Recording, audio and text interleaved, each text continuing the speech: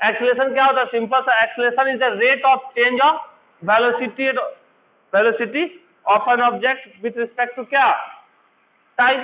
Time के respect में जो वेलोसिटी चेंज आता है, यही ना, वेलोसिटी पर यूनिट टाइम क्या कहलाता है? क्या कहलाता है? एक्सेलरेशन।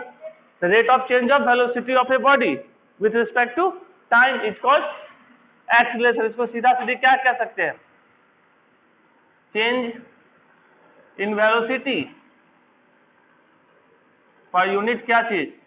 टाइम। इतना वेलोसिटी के चेंज होने में जो हमको टाइम लगा होगा वो क्या कहलाएगा? हमारा एक्सेलरेशन। अब वेलोसिटी क्या होती है? वेक्टर या स्केलर? वेलोसिटी क्या? वेक्टर। Time scalar. तो वेक्टर को डिवाइड किए किससे? किसी मैग्नीट्यूड के साथ, हमारा क्या होगा? Acceleration is a vector quantity. अब ये ऐसा यूनिट की बात करें तो वेलोसिटी का यूनिट क्या होता है? वेलोसिटी का यूनिट मीटर पर सेकेंड और टाइम का सेकेंड। तो कह सकते हैं ये सीधा सीधे क्या होगा? मीटर पर सेकेंड स्क्वायर। इसको लिख सकते हैं मीटर पर सेकेंड स्क्वायर। डायमेंशन फॉर्मूला बताओ फटाक से। आदि आदि बताएगा।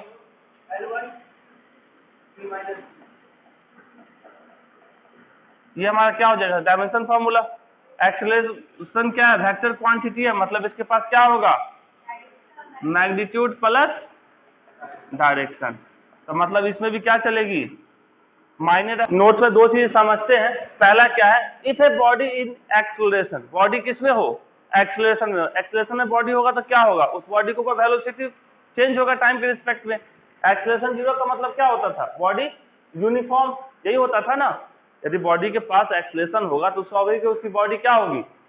वेलोसिटी उसकी चेंज करते रहेगा। तो यदि कह सकते हैं हम यहाँ पे, यदि बॉडी में क्या हो? एक्सेलरेशन हो, तो क्या होगा? बॉडी का मोशन कैसा होगा? Non uniform. मतलब वेलोसिटी क्या होगा? t1 टाइम में v1, अगले ही में v2 चला जाएगा, अगले में ही क्या चला जाएगा? v3। मतलब टाइम के रिस्पेक्ट में वेलोसिटी क्या हो रही होगी? Change. Next, it may be positive, negative और जीरो। वेक्टर क्वांटिटी है तो स्वाभाविक है पॉजिटिव भी हो सकता है, नेगेटिव भी हो सकता है और जीरो भी हो सकता है। समझे थे डिस्प्लेसमेंट में, वेलोसिटी सब में। यदि एक्सेलरेशन पॉजिटिव होगा तो क्या होगा? वेलोसिटी क्या करेगा? बढ़ेगा। यदि एक्सेलरेशन नेगेटिव होगा तो वेलोसिटी, यदि हम किसी में ब्रेक मारते हैं इसका मतलब क्या होता है? जैसे ये हमारे पास क्या है? क्या है? फोर व्हीलर है, एकदम लेटेस्ट मॉडल। लेटेस्ट मॉडल ऐसा ही आता है ना, जितना बड़ा गाड़ी उतना बड़ा चक्का लगा रहता है।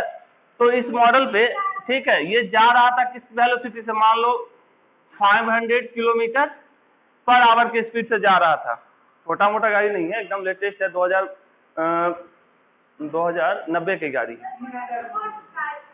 हाँ, तो ये गाड़ी जा रही थी 500 किलोमीटर पर आवर से। अब इस पे जो ही हमने ब्रेक मारा, ब्रेक मारने का मतलब क्या होता है? फोर्स हमने अपोजिट डायरेक्शन में लगाया, फोर्स हम बैकवर्ड डायरेक्शन में लगाए।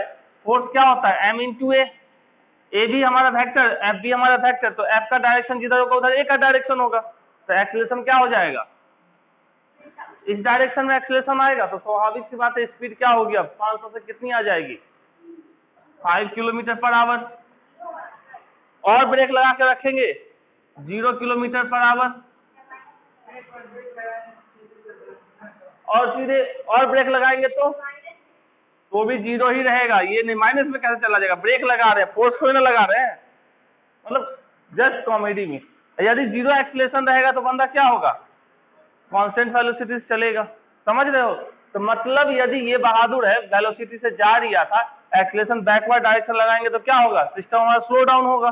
यदि एक्सेलरेशन सेम डायरेक्शन में लगाएंगे जिस डायरेक्शन में वेलोसिटी है तो क्या होगा? उसकी वेलोसिटी बूस्ट अप करेगी, बढ़ेगी। यूनिफॉर्म एक्सेलरेशन का मतलब क्या? यूनिफॉर्म एक्सेलरेशन का मतलब बहादुर ऐसे चल रहा है t1 टाइम में, इसका मतलब 4 मीटर पर सेकेंड स्क्वायर का एक्सेलरेशन है। नेक्स्ट मतलब 1 सेकेंड पे, नेक्स्ट अगले सेकेंड पे भी कितना एक्सेलरेशन रहेगा? 4 मीटर पर सेकेंड स्क्वायर। नेक्स्ट सेकेंड पे भी क्या रहेगा?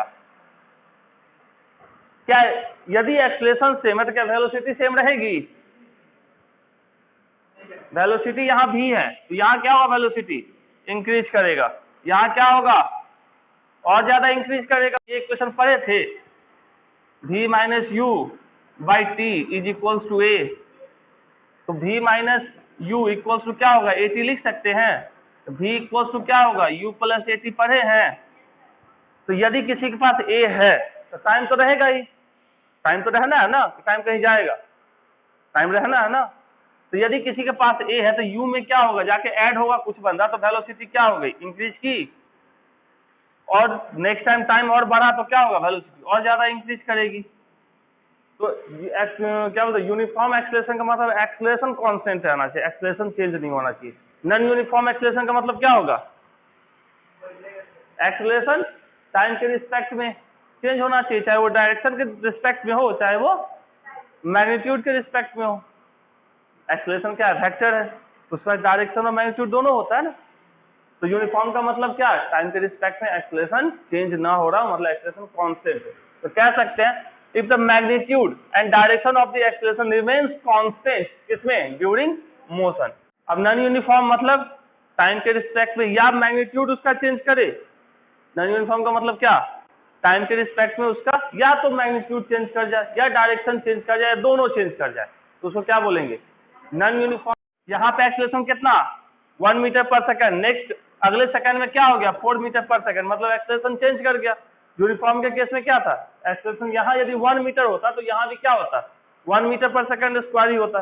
तो कह सकते हैं सिंपल सा, इफ मैग्नीट्यूड और डायरेक्शन और बोथ चेंजिंग ड्यूरिंग किसमें, मोशन में।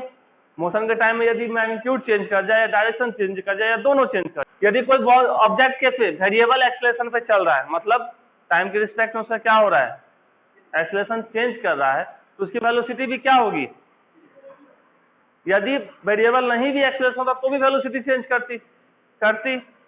तो यदि वेरिएबल एक्सेलरेशन है, देन द रेशियो ऑफ किसका, total change in velocity with respect to क्या, टोटल टाइम टेकन, तो इसको हम लोग क्या बोलेंगे, एवरेज। इससे पहले एवरेज वेलोसिटी भी यही हुआ करता था, वेलोसिटी टाइम ग्राफ पे मान लो जैसे ये हमारा क्या है, इस एक्सिस पे वेलोसिटी रखे, इस एक्सिस पे टाइम को रखे, तो ये जो स्लोप देगा tan थीटा, ये हमको क्या बताता है, एक्सेलरेशन की वैल्यू को बताता है।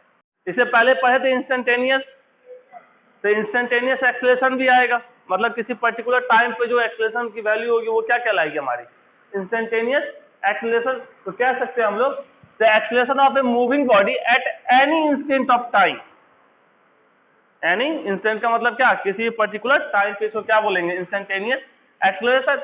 इसको लिख सकते हैं इंस्टेंटेनियस, इससे पहले भी देखा डेल टी टेंस टू 0, या इसको बोल सकते हैं यदि वेलोसिटी दिया रहेगा तो dv बाई dt निकाल देंगे तो भी हमको क्या निकल जाएगा, इंस्टेंटेनियस एक्सेलरेशन। या डिस्प्लेसमेंट दिया रहेगा, मतलब पोजीशन दिया रहेगा, तो भी हम लोग डबल डिफरेंशिएट करेंगे तो हमको क्या निकल जाएगा, इंस्टेंटेनियस एक्सेलरेशन। नेक्स्ट हमारा नोट में 2-4 नोट लिखेंगे, उसके बाद हमारा ये एक्सेलरेशन खत्म, उसका रगड़ के न्यूमेरिकल बनाएंगे।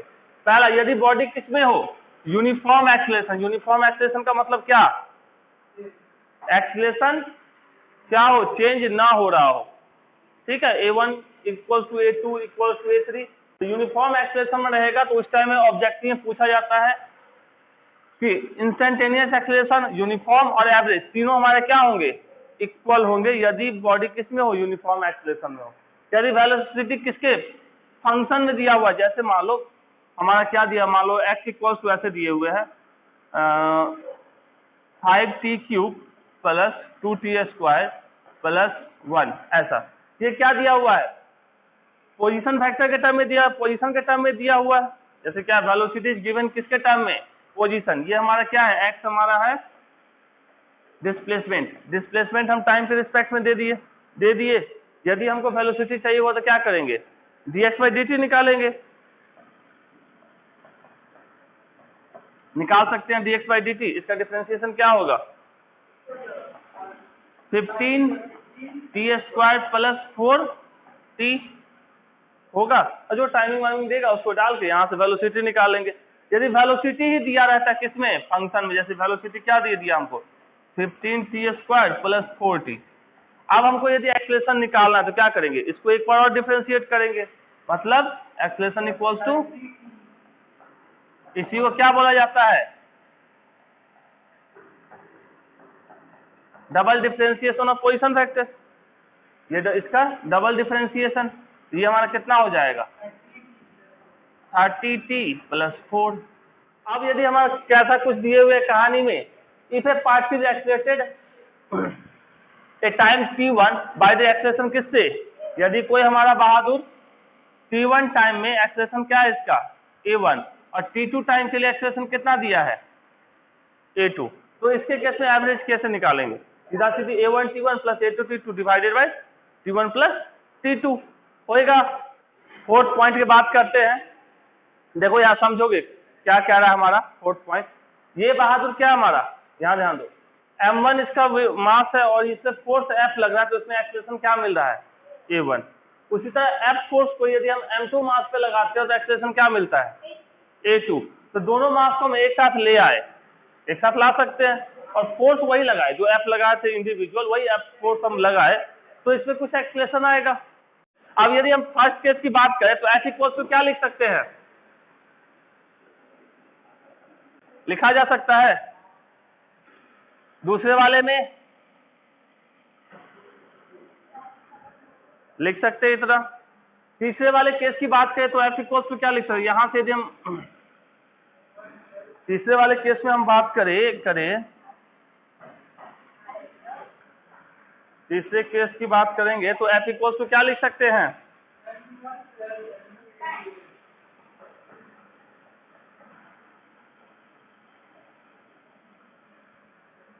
लिखा जा सकता है। अब पहले वाले केस से m1 इक्वल टू क्या लिख सकते हैं, F बाई a1। दूसरे वाले केस से m2 equal to F by a2। अब यहाँ पुट कर लेते हैं, क्या कर लिखेंगे यहाँ पे m1 के यहाँ पे F by a1 F by a2 into a। अब इस दोनों में F कॉमन है, निकाल सकते हैं बाहर, तो क्या लिखेंगे यहाँ से 1 is equal to 1 by a1 plus 1 by a2। नहीं लिख सकते इतना, इस साइड से भी F कॉमन लिए, इससे भी F कॉमन ले।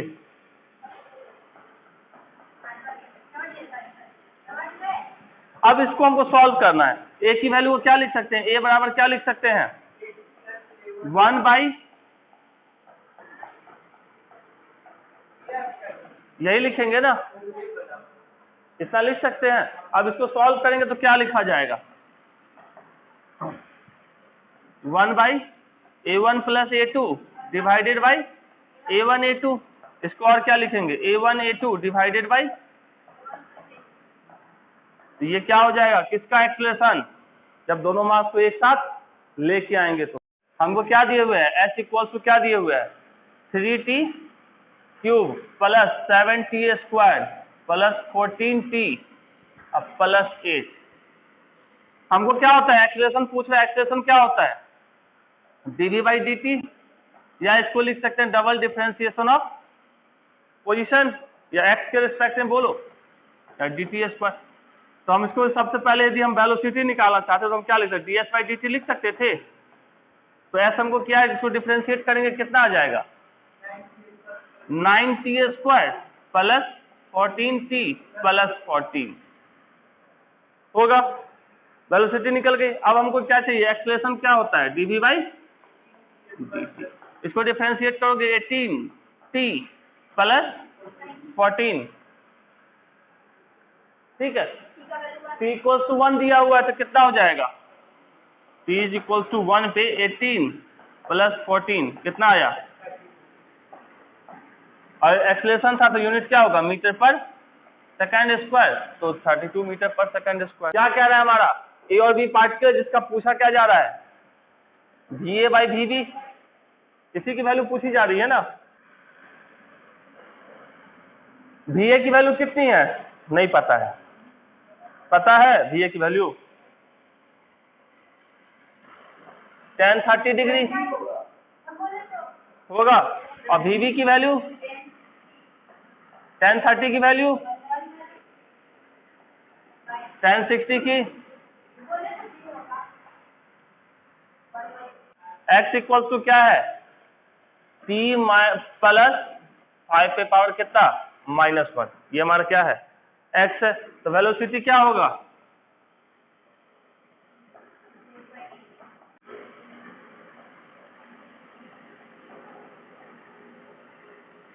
जो ही डिफ्रेंशिएट करेंगे तो कुछ हमारा ऐसा आएगा, कितना, माइनस टी प्लस 5 पे पावर -2। अब ये हमारा क्या आ गया, v आ गया। अब एक्सीलरेशन क्या आएगा, मतलब dv बाई dt। एक्सीलरेशन क्या होगा, 2t प्लस 5 पे पावर कितना होगा। अब हमको ये बहादुर और ये बहादुर में एक रिलेशन दिखाना है, वेलोसिटी के टर्म में और डिस्टेंस के टर्म में। तो इस दोनों को एक दूसरे के इक्वल कैसे कर सकते हैं, एक दूसरे के इक्वल करने के लिए कुछ पावर वावर चढ़ा के कर सकते हैं, कर सकते हैं पावर चढ़ा के। मतलब ना क्या बोले, क्या बोले,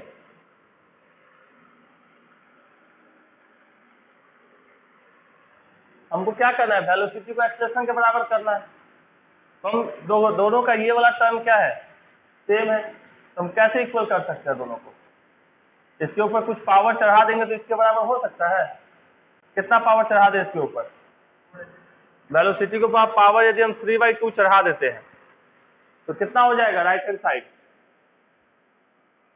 वेलोसिटी के ऊपर 3/2 पावर चढ़ाएंगे तो इधर कितना हो जाएगा, तो ये हमारा हो जाएगा ऐसे देखना, माइनस टी प्लस 5 पर पावर कितना, -2, पावर कितना चढ़ा दिए, 3/2, 2 से 2 साफ, बचा क्या, माइनस टी प्लस 5 पे पावर कितना, 3, -3 ना,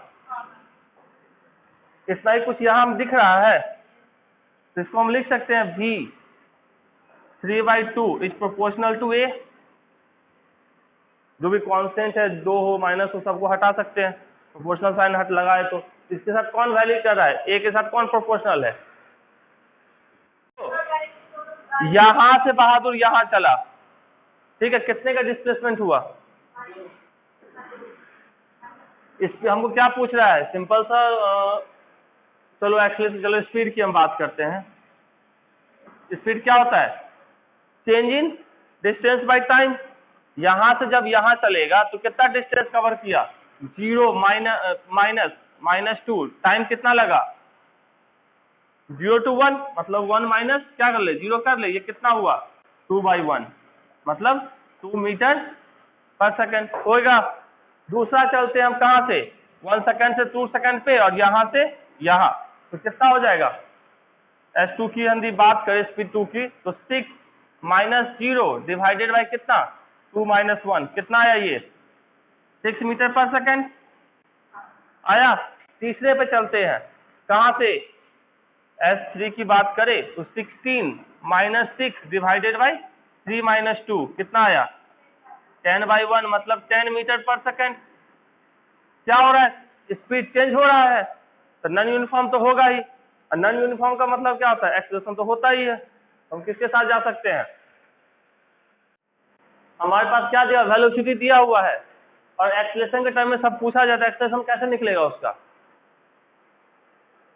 वेलोसिटी यदि हमको पता हो, वेलोसिटी हमको दिए हुए, कितना दिए हुए है, v इक्वल्स टू कितना, 20 प्लस 0.1 t², यही दिए हुए है ना वेलोसिटी।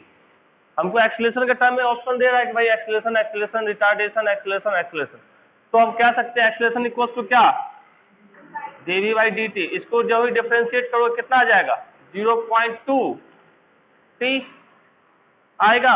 अब टाइम के बढ़ने से क्या एक्सेलरेशन में कोई फर्क पड़ेगा, यदि टाइम इक्वल्स टू 1 सेकेंड रहेगा तो एक्सेलरेशन कितना आएगा, 0.2, टाइम 2 सेकेंड हो जाए तो एक्सेलरेशन कितना हो जाएगा, 0.4 होगा। टाइम यदि 3 सेकेंड हो जाए तो ये कितना हो जाएगा, 0.6 हो जाएगा।